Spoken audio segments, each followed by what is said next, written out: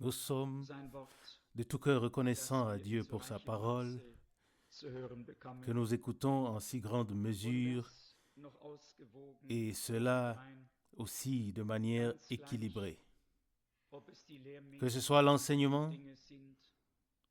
que ce soit la partie prophétique du plan de salut, que ce soit les mystères de Dieu, les mystères dont il est question en ce temps, ou alors que ce soit l'enseignement fondamental ou les enseignements fondamentaux de l'Église. Dieu nous a fait beaucoup de grâce.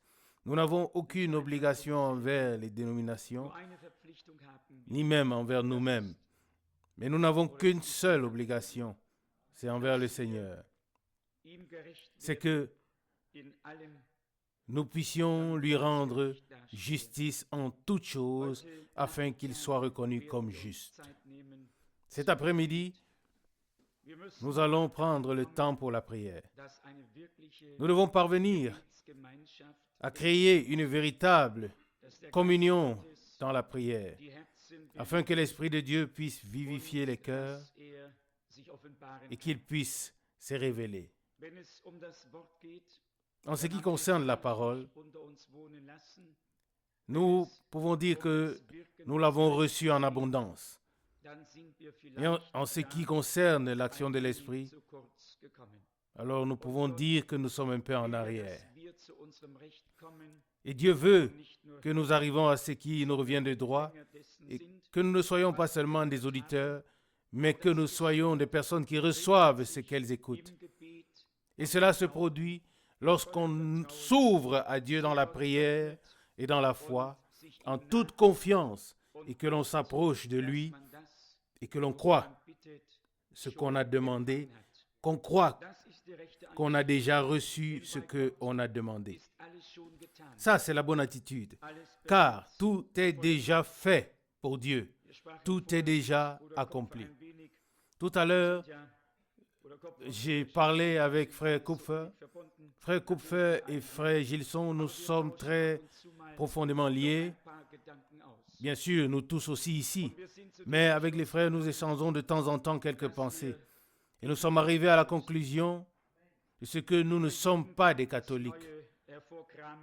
Que nous ne sortons pas chaque jour le Nouveau Testament et en le récitant encore et encore. Mais nous croyons que Dieu, en Christ, a accompli une rédemption parfaite et que cette rédemption nous appartient et que nous lui appartenons, que nous sommes rachetés. On peut bien sûr être religieux et vouloir sans cesse régler les choses chaque jour. Mais quand pourrons-nous croire qu'elles ont déjà été réglées si nous voulons le faire tous les jours? Non, cela ne fonctionne pas ainsi. Nous devons croire du fond du cœur que Dieu nous a été, nous est et nous sera toujours miséricordieux. Selon la parole de l'Écriture qui dit « Je fais miséricorde à qui je fais miséricorde » selon Romains 9, 18, 15. Il a expié nos fautes, il a pardonné nos péchés, nous sommes sa propriété. Et nous remettons au Seigneur tout ce qui peut arriver chaque jour, mais sans nous laisser à nouveau asservir par l'ennemi. Vous savez aussi que l'ennemi peut asservir les hommes dans leur conscience. Il peut les opprimer, il peut les accabler de reproches, de sorte qu'ils ne peuvent plus être joyeux. Mais celui qui regarde dans le mystère de Dieu et qui comprend que c'est une grâce gratuite qui nous a été accordée, alors celui-là commence à remercier parce qu'il croit. Et parce qu'il croit, il remercie. Oui, ça va simplement de pair. Bien que je n'ai lu aucun passage qui passe avec ce que nous avons écouté hier soir et ce matin, mais toute la Bible est certainement pleine de passages que nous pouvons lire et qui correspondraient au sujet que nous avons considérés. Dans l'épître aux Éphésiens, nous avons ce chapitre qui nous enseigne comment ou qu'est-ce que nous devons faire. Éphésiens chapitre 4, nous l'avons certainement déjà considéré dans le passé, comment Paul parle premièrement de l'élection, de la prédestination, puis ensuite du scellement. Et malgré cela, au 4e chapitre, au verset 22, nous lisons ce qui suit. Éphésiens 4, verset 22. À l'égard de votre vie passée, que vous vous dépouilliez du vieil homme qui se corrompt par les convoitises trompeuses. Verset 23. Que vous soyez renouvelés au plus profond de votre vie spirituelle et que vous revêtiez l'homme nouveau, créé selon Dieu dans une justice et une sainteté que produit la vérité. Oui, il est question de se dépouiller du vieil homme pour revêtir l'homme nouveau.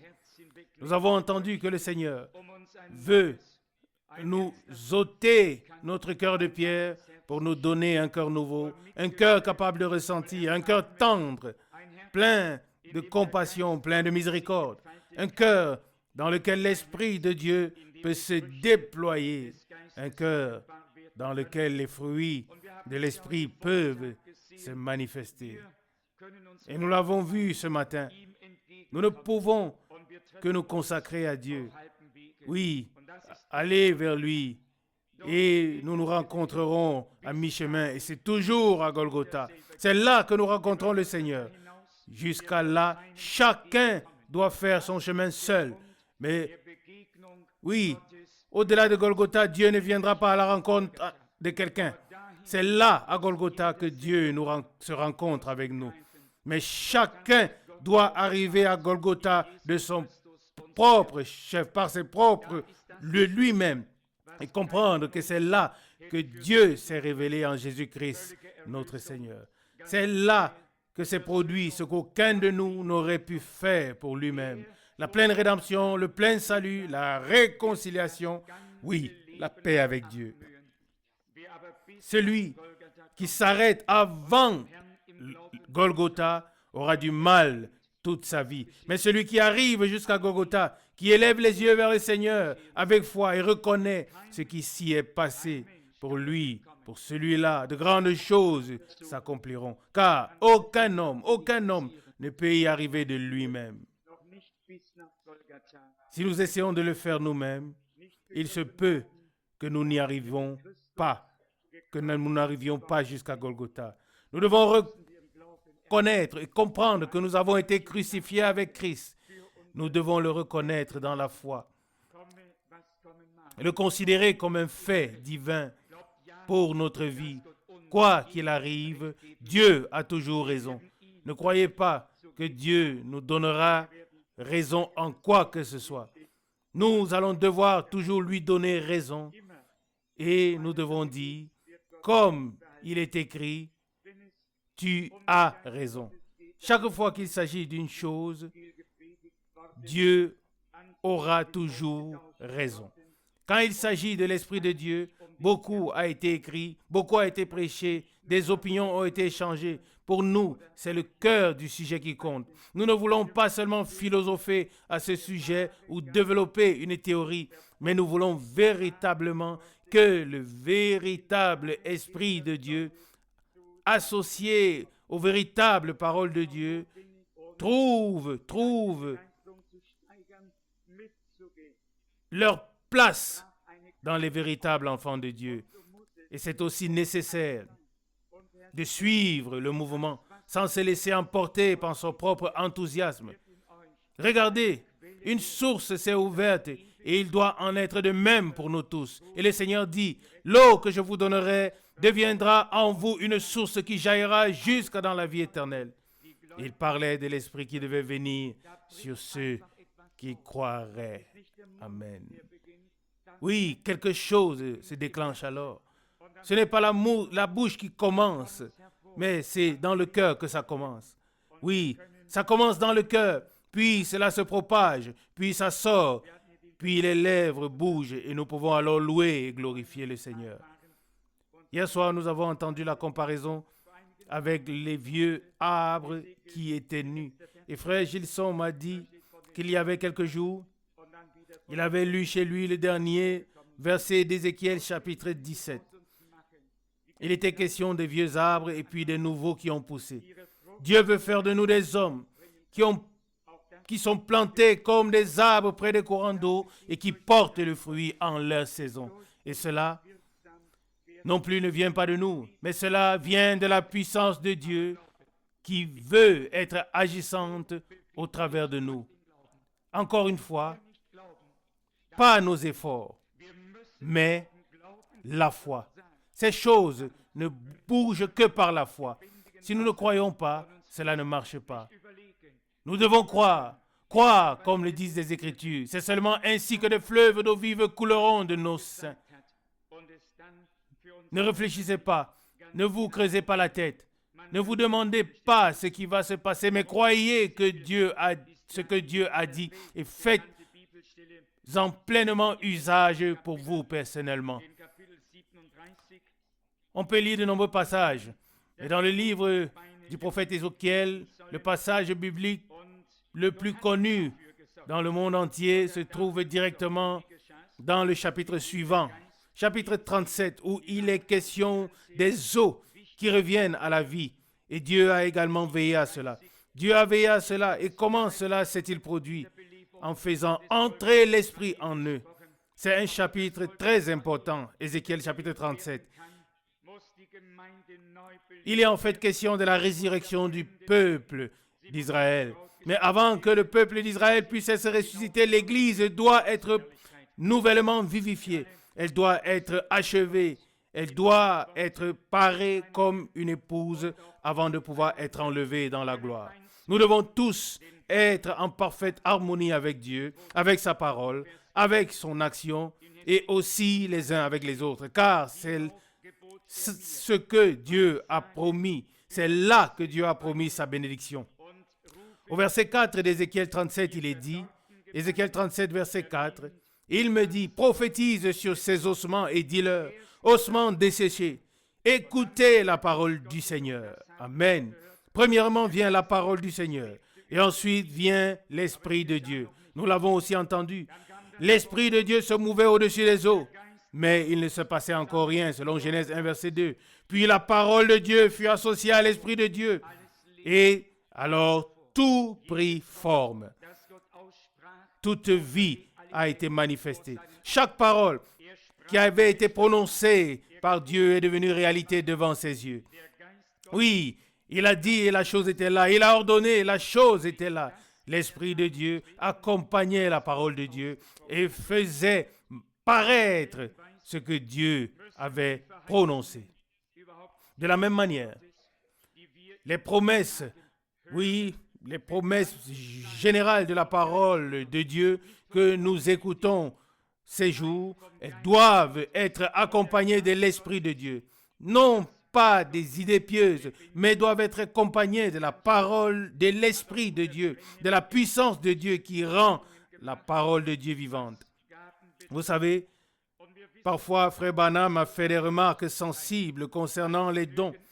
Et nous savons que tout cela est juste, car il y a assez de personnes qui ont été oints du Saint-Esprit, mais qui foulent aux pieds tout simplement la parole de Dieu, qui ne se laissent absolument rien dire.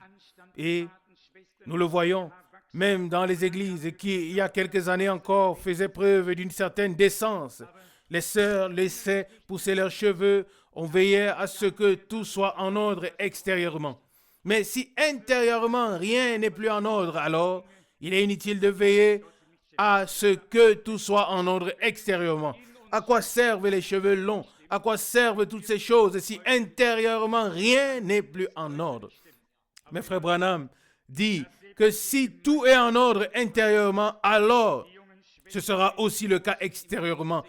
ce sera aussi le cas extérieurement. Mais si l'on voit que même dans les églises du plein évangile, les jeunes sœurs chantent en pantalon, dans la chorale, que tout a pris une forme profane et que malgré cela, on a reçu le Saint-Esprit et que l'on est sûr de voir la gloire de Dieu.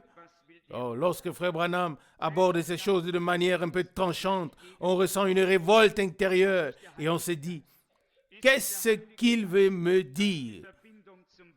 Quel est cet esprit qui se rébelle contre la parole de Dieu?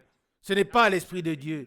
Si c'est le Saint-Esprit, alors la connexion avec la parole de Dieu est là, même si la parole est tranchante, plus qu'une épée à double tranchant. La connexion avec Dieu est là par la parole et par l'Esprit. Mais nous voulons considérer cette parole à la lumière de Dieu et non des autres. Aujourd'hui, Dieu nous parle et si nous ne faisons pas attention, il se pourrait que, dans 10 ans, tout soit très différent. Mais croyez-moi, Dieu veillera, que ce soit pour les jeunes, pour les vieux, Dieu veillera à ce qu'il se passe quelque chose de fondamental en chacun de nous. Je ne veux pas être obligé de regarder. Nous regarder comment nous allons vers la perdition. Je veux pouvoir regarder comment nous sommes guidés de clarté en clarté, de bénédiction en bénédiction, de connaissance en connaissance. Je ne veux absolument pas être un témoin du déclin ou d'un effondrement. Je voudrais pouvoir assister à un essor au sens propre du terme par la grâce de Dieu. Et cet essor spirituel doit venir et il viendra. Je ne m'attends pas à ce que nous descendions. Ceux qui veulent descendre, mais nous voulons continuer avec Dieu. Et avec Dieu, nous allons vers le haut, de clarté en clarté, de vérité en vérité. Et au verset 9 d'Ézéchiel 37, il est dit, il me dit, prophétise, fils de l'homme, et parle à l'esprit de vie. Ainsi a parlé Dieu le Seigneur. Ô Esprit, viens des 4 vents et souffle sur ces morts afin qu'ils revivent. Verset 10. Alors que je prophétisais comme il me l'avait ordonné, l'esprit de vie entra en eux de sorte qu'ils reprirent la vie et se mirent debout. C'était une armée immense.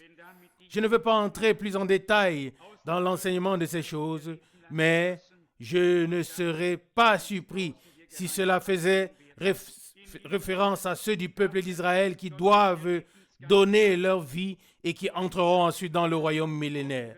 Dans tous les cas, l'Esprit de Dieu, l'Esprit de vie est entré en eux et ils se sont relevés une troupe immense. Ce que Dieu fera avec le reste d'Israël, ne peut-il pas le faire avec le reste de l'Église? Il est écrit d'Israël, quand ton nombre serait comme le sable de la mer, un reste seulement sera sauvé. Oui, qu'adviendra-t-il de l'Église? Il ne reste qu'une poignée de fidèles, un reste qui ne peut se faire voir ni se faire entendre nulle part. Mais c'est justement avec ce reste que Dieu veut achever la fin de l'histoire du salut. Car Dieu n'a pas besoin de 30 000 personnes comme au temps de Gédéon. 30 personnes, 300 personnes suffisent si ce sont des personnes adéquates. 300 personnes suffisent pour que Dieu puisse accomplir ce qu'il a prévu. Et par grâce, nous voulons faire partie de ces 300 personnes. Ce n'est pas ton choix. Ce n'est pas nous qui l'avons aimé, c'est lui qui nous a aimés. Ce n'est pas nous qui l'avons cherché, c'est lui qui nous a cherchés.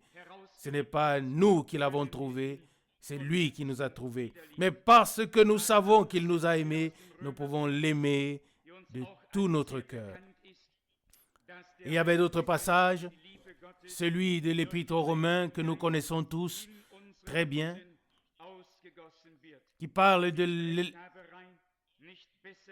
l'amour de Dieu qui est déversé dans nos cœurs, répandu dans nos cœurs par le Saint-Esprit.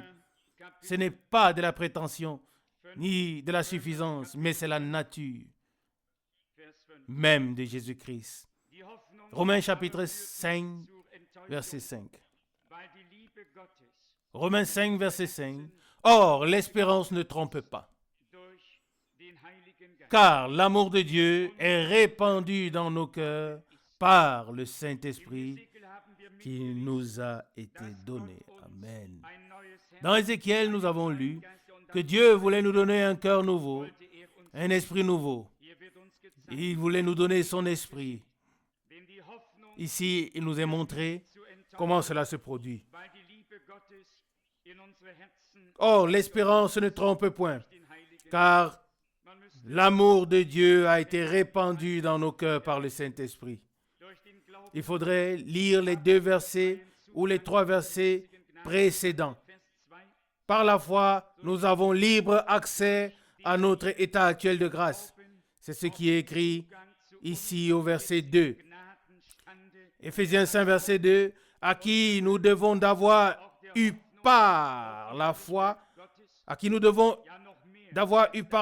accès à cette grâce dans laquelle nous demeurons fermes et nous nous glorifions dans l'espérance de la gloire de Dieu. Verset 3, bien plus, nous nous glorifions même dans nos afflictions, car nous savons que les afflictions produisent la persévérance. La persévérance, la victoire dans l'épreuve, et cette victoire, l'espérance. Et le verset 5 vient, « Or, l'espérance ne trompe point, car l'amour de Dieu a été répandu dans nos cœurs par le Saint-Esprit. » L'un entraîne l'autre. Notre état de grâce, le libre accès à Dieu, le rideau a été déchiré. Le sang de l'agneau de Dieu n'a pas été versé en vain, mais il est entré avec son propre sang dans le sanctuaire céleste pour l'offrir sur le trône de la grâce, pour y demeurer en tant que fidèle souverain sacrificateur, jusqu'à ce que le dernier soit appelé, ajouté, et que l'épouse ait atteint sa perfection. Et ce n'est qu'alors qu'il se lève en tant qu'intercesseur et vient nous chercher en tant qu'époux pour nous ramener à la maison. Ainsi, nous avons accès à notre état actuel de grâce par la foi en Jésus-Christ, notre Seigneur. Et nous nous glorifions de l'espérance de la gloire de Dieu. Mais la grâce de Dieu est également liée, oui, à la gloire de Dieu. Si nous avons fait l'expérience de la grâce de Dieu, si nous l'avons véritablement fait cette expérience, alors nous ferons également l'expérience de sa gloire. Nous verrons sa gloire. Il est écrit au verset 3, Romains 5, bien plus, nous nous glorifions même dans les afflictions. Oui, bien sûr, la plupart du temps, nous nous plaignons, du moins c'est le cas pour moi, dans l'adversité, lorsque viennent les jours qui ne nous plaisent pas et qui ont été promis à tout le monde. Pour ceux qui ne l'ont pas encore expérimenté, ils viendront, à moins que le Seigneur ne revienne plus tôt. Verset 3, Romains 5. Bien plus, nous nous glorifions même dans nos afflictions, car nous savons que les afflictions produisent la persévérance. Alléluia. Si c'est le cas, alors nous avons besoin des afflictions. Comment nous ne voulons pas les afflictions? Alors comment pouvons-nous obtenir la persévérance ou la patience dont nous avons besoin pour expérimenter les dernières promesses de Dieu? S'il nous manque un maillon de la chaîne, non. Tout nous a été dit dans la parole de Dieu. Pouvez-vous me dire ce que Dieu a oublié? Chaque point a été éclairé. Chaque enseignement est là. Chaque connaissance. Tout est là dans la parole de Dieu. Qu'est-ce que Dieu a oublié? Oui, il a oublié nos péchés. Et il les a même jetés dans la mer de l'oubli. Alléluia. Oui, c'est ainsi que c'est écrit. Verset 3. Parce que nous savons que l'affliction produit la persévérance. Verset 4. La persévérance, la victoire dans l'épreuve. Et la victoire dans l'épreuve, l'espérance. Nous devons tenir dans l'épreuve. Nous devons persévérer. Nous devons tenir bon, quoi qu'il arrive. Notre salut ne dépend pas des choses temporelles. Notre salut est éternel. et nous serons éternellement avec le Seigneur, car nous avons reçu la vie éternelle. Je voulais aussi que nous puissions chanter ensemble le cantique « J'ai été purifié de ma culpabilité ». Et à la fin du refrain, il y a une expression qui dit « Oui, je crois, oui, je crois, oui, je crois au Fils de Dieu éternel ». Et vous savez que parce que nous prenons les Écritures avec exactitude, comme Dieu nous les a laissés dans sa parole, il n'y a vraiment aucun passage qui dirait que le Fils est éternel. Au contraire, les Écritures disent « Tu es mon Fils, je t'ai engendré aujourd'hui ». Et quand je chante le refrain, pour moi, je le chante différemment. Dans le glorieux Fils de Dieu. Et je ne dis pas dans le Fils de Dieu éternel. Ou dans le glorieux Fils de Dieu, ça rime aussi, c'est vrai, n'est-ce pas? Nous voulons les saintes Écritures avec exactitude. Les Écritures disent Père éternel, nous disons Amen à cela. Les Écritures disent un Fils nous a été donné, nous disons Amen. Les Écritures disent il est le Prince de paix, nous disons Amen. Les Écritures disent il est le Dieu Tout-Puissant, nous disons Amen. Les Écritures disent Père éternel, nous disons Amen. Nous disons encore Amen. Mais seulement si nous le trouvons dans les Écritures. Et si nous ne le trouvons pas dans les Écritures, il n'y a pas d'Amen. Pourquoi devrions-nous dire Amen? Pour que les gens pour ce que les gens ont inventé. Et je l'ai mentionné ce matin ou hier soir. Ma mémoire n'est plus très bonne pour m'en souvenir. Lorsque j'ai lu sur cette unité économique divine, il faut vraiment que les gens se rendent compte de cela. Comment, dans un rapport mensuel du plus grand évangéliste que le monde ait connu, oui, au XXe siècle, qu'il puisse y avoir un article sur la Trinité. Et puis, il y a des développements très poussés, comme je n'ai jamais vraiment vu, entendu ou lu jusqu'aujourd'hui. Il explique simplement que la Trinité divine forme une unité économique. Et oui, c'est terrible. Et qu'avons-nous dit ici récemment? Ce n'est pas un jugement, mais c'est juste une constatation de la grâce que Dieu nous a accordée. Les gens suivent tous le large courant. Ils ont adopté les enseignements et qui sait jusqu'où ces choses sont développées. Et ils ne savent même pas que c'est une fausse connaissance de Dieu. Ils baptisent mal et ont de fausses doctrines sur la divinité et pensent avoir les plus grands programmes de Dieu sur la terre. Non, Dieu est dans sa parole. Et si sa parole est en nous, alors Dieu est en nous. Dieu ne peut pas aller au-delà de sa parole. Et Dieu ne se reconnaîtra jamais à des programmes humains. Il a un programme et nous voulons être intégrés dans ce programme. Romains chapitre 5, verset 5, encore une fois. Or, l'espérance ne trompe pas. Ne trompe point, car l'amour de Dieu est répandu dans nos cœurs par le Saint-Esprit qui nous a été donné.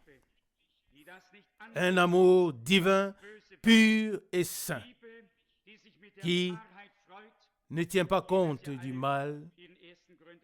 Un amour qui se réjouit de la vérité, comme nous pouvons tous le lire dans 1 Corinthiens 13 et dans d'autres passages. Dans Romains au chapitre 8, au verset 14, on trouve aussi la parole bien connue, car tous ceux qui sont conduits par l'Esprit de Dieu sont fils de Dieu ou enfants de Dieu. Romains chapitre 8, verset 14.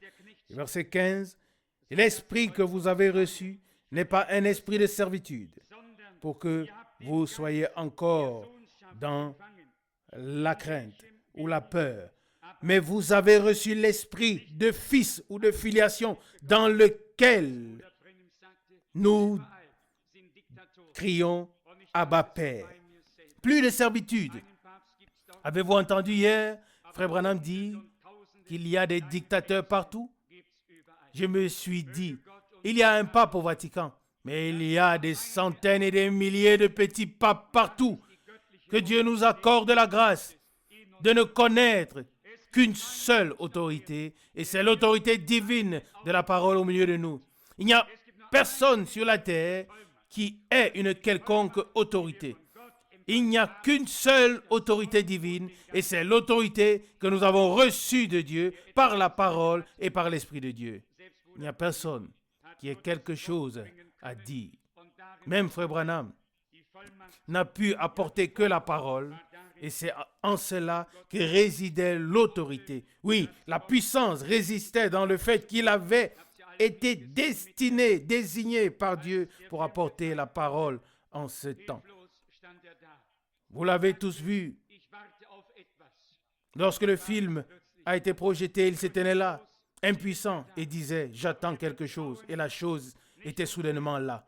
Oui, c'est comme ça que nous sommes là, impuissants, mais nous faisons confiance à Dieu, pas à nous-mêmes. Nous faisons confiance à Dieu puis qu'il puisse tout faire. Oh, si seulement nous pouvions prier aujourd'hui pour trouver l'exaucement devant Dieu, non plus dans la servitude. Permettez-moi de relire ou de répéter encore le verset 15, Romains chapitre 8. L'esprit que vous avez reçu n'est pas un esprit de servitude pour que vous soyez dans la peur ou dans la crainte. Combien ont peur? Peur de ceci, peur de cela, peur. L'amour bannit la peur. La peur n'est pas dans l'amour. Dans l'amour, il y a la confiance. Dans l'amour, il y a la foi. Dans l'amour, il y a toutes les choses que Dieu nous a promises. Ce sont les fruits de l'esprit. Ainsi, nous ne voulons pas nous laisser asservir. Ne soyons pas dans la peur. Non, nous n'en avons plus besoin. Dans la confiance, c'est dans la confiance que nous voulons aujourd'hui venir à Dieu dans une crainte respectueuse. Oui, il y a une grande différence. Nous ne venons pas dans la peur, mais dans une crainte sacrée que nous nous présentons devant la face de Dieu. Et nous venons dans la foi. Nous nous présentons avec confiance, car nous n'avons pas reçu un esprit de servitude, mais l'esprit des fils. Et nous pouvons, à juste titre, crier à notre Dieu, notre Père céleste, car il a fait de nous ses fils et des filles. Et il est écrit au verset 16, Romains chapitre 8, c'est cet esprit qui, uni avec notre esprit, lui rend témoignage que nous sommes enfants de Dieu. Amen. Un témoignage de l'Esprit de Dieu à notre esprit que nous sommes devenus enfants de Dieu. Comment frère Branham l'a-t-il dit? Nous n'avons rien fait pour venir dans ce monde, pour y naître. Nous n'avons rien fait non plus pour naître de nouveau, pour une espérance vivante. Amen. Tout est dans le plan de Dieu. Et nous avons été introduits dans ce plan de Dieu. Je suis reconnaissant de ne pas seulement être né dans ce monde, mais reconnaissant de ce que j'ai été sorti de ce monde, que je suis né de Dieu, que j'ai reçu la vie éternelle et que l'Esprit de Dieu m'a rendu témoignage que je suis devenu un enfant de Dieu. Alors que le monde entier s'écroule, cela ne changera rien à ma situation. Ne croyez pas qu'il existe un pouvoir sur la terre qui pourrait anéantir le plan de Dieu. Un tel pouvoir n'existe pas. Satan est loin d'être tout-puissant. Celui qui pense que Satan est tout-puissant a confondu Dieu avec le diable. Il n'y a qu'un seul être qui soit tout-puissant, omniscient et omniprésent, et c'est Dieu. Et les limites de Satan dans ses actions ont déjà été définies. Et un jour, il sera de toute façon jugé pour toujours. Et alors le Seigneur n'aura plus besoin de s'occuper de lui. Michaël s'en chargera. Le Seigneur l'a vaincu et la victoire est la nôtre. En ce temps, notre Sauveur a dit, maintenant le prince de ce monde sera jugé. Et il dit, le prince de ce monde a été jugé. Et nous avons été délivrés. Et il a été jugé et nous sommes libres. Dieu ne s'est pas intéressé aux détails, mais il a touché la cause du problème. Et c'est à cause de tous les péchés, de toutes les transgressions. Oui, nous n'avons été que des victimes collatérales. Nous n'avions rien à voir dans cela. Nous étions destinés à être des fils et des filles de Dieu avant la fondation du monde. Encore un dernier verset. Tout ce qui est écrit ici sont des choses si merveilleuses. Lisons le verset 17 de Romains 8. Or, Si nous sommes enfants de Dieu, nous sommes ici héritiers. Héritiers de Dieu et co-héritiers de Christ, si toutefois nous souffrons avec lui, afin d'être glorifiés avec lui. La souffrance, ce n'est pas mon truc. Je ne l'aime. La souffrance n'est pas mon truc. Et il y en a peut-être d'autres qui sont comme moi. Mais la souffrance fait partie de la chose. Ça fait partie de la chose. Et Dieu ne nous imposera jamais plus que ce que nous pouvons porter. Et nous l'avons entendu hier. Si nous sommes en accord avec le Seigneur, alors le joug est doux et le fardeau est léger. Oui, Frère Branham a dit littéralement, alors le joug est léger comme une plume. Mais nous ressentons parfois de la pression ici et là. Alors, c'est à cause de nous. C'est parce que nous ne sommes pas totalement en harmonie avec le Seigneur.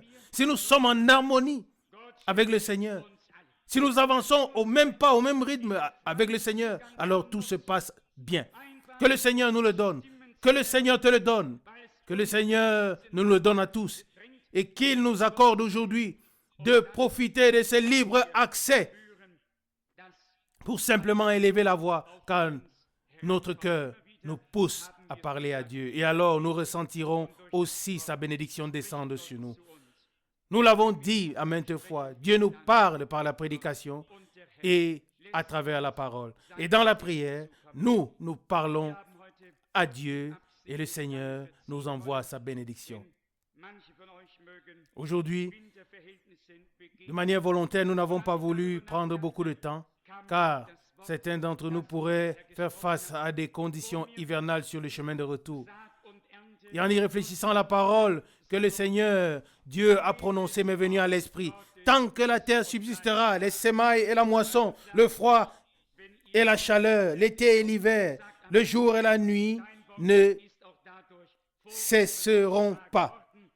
Chaque parole de Dieu est et demeure vraie. Alors, ne nous plaignons pas. Si nous tombons dans des intempéries hivernales, Dieu dit simplement, fidèle Seigneur, ta parole est devenue vraie devant nos yeux. Et nous le remercions. Oui, que devons-nous faire? Oui, c'est ce qu'il a dit dans sa parole. Cela reste ainsi tant que le temps existera. Oui, de cette manière. Que le Seigneur nous bénisse tous abondamment. Amen. Avancez-vous rapidement, que nous puissions prier ensemble devant Dieu. Frère Branham a également dit, l'autel n'est plus orné de larmes, mais de lys. Approchons-nous pour rendre grâce à notre Dieu, pour l'adorer. Sa parole nous a été adressée et nous sommes très, très reconnaissants. Quel cœur pouvons-nous chanter? J'ai été purifié de ma culpabilité. Croyez-le du fond du cœur et chantons-le ensemble. J'ai été purifié de ma culpabilité. Je suis dans la joie.